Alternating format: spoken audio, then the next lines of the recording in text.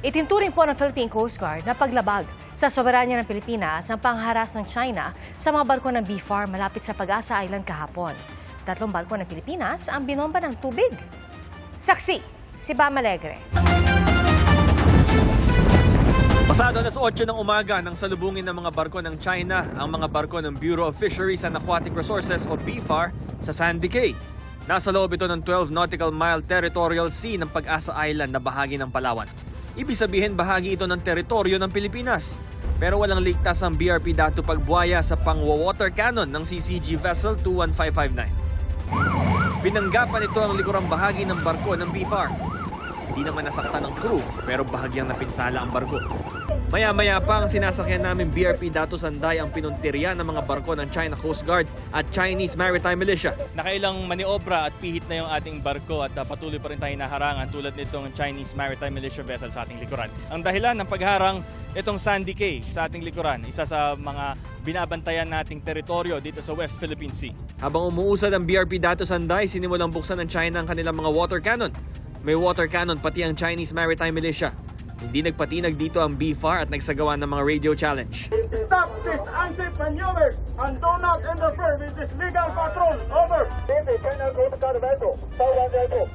You have breached the laws under the regulation of the People's Republic of China. Philippines has sovereign rights. You must stay clear of our route. Over. Habang patuloy ang paglalayag ng mga BFAR vessel, nagpalipad naman ng China ng helicopter. Kalaunay, pinuntirya ng water cannon ng China ang BRP Datu Sanday kung saan kami nakasakay. Sa mga oras na ito, kasalukuyan naman nagbubuga ng tubig sa ating likuran. Itong China Coast Guard vessel. Wala naman nasaktan sa mga kasama namin. Sa monitoring ng Philippine Coast Guard, hindi bababa sa 15 ang mga barko ng Chinese Maritime Militia, 5 China Coast Guard vessel at 1 barko ng People's Liberation Army Navy na may dalang helicopter ang namataan sa palibot ng Pag-asa Island.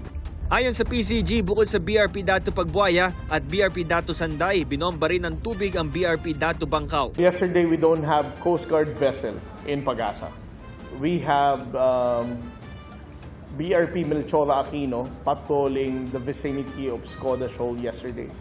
And then we also have 2 other 44-meter vessels in other areas, one in Recto Bank and the other one is in Union Bank.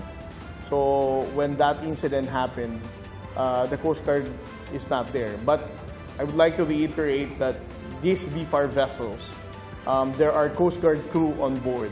Malapit lang sa Pag-asa Island ang mga barko ng BFAR noong mangyari ang pangharas ng China sa gitna ng Kadiwa mission para sa mga Pilipinong mangingisda.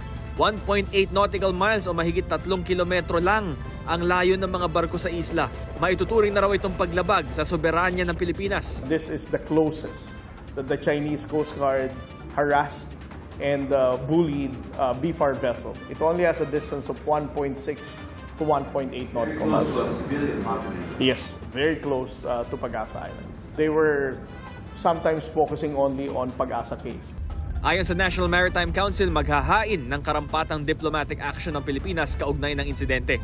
Itinanggi rin ng PCG ang sinasabi ng China na naitaboy nila mga barko ng Pilipinas. I don't think that they expelled the Philippine vessels. The mere fact that we never deported Pag-asa right after the incidents. And how can they claim that they expelled?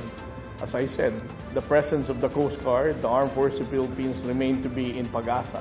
Mula rito sa West Philippine Sea para sa GMA Integrated News, ako si Bam Alegre, ang inyong saksi. Mga kapuso, maging una sa saksi. Mag-subscribe sa GMA Integrated News sa YouTube para sa iba't ibang balita.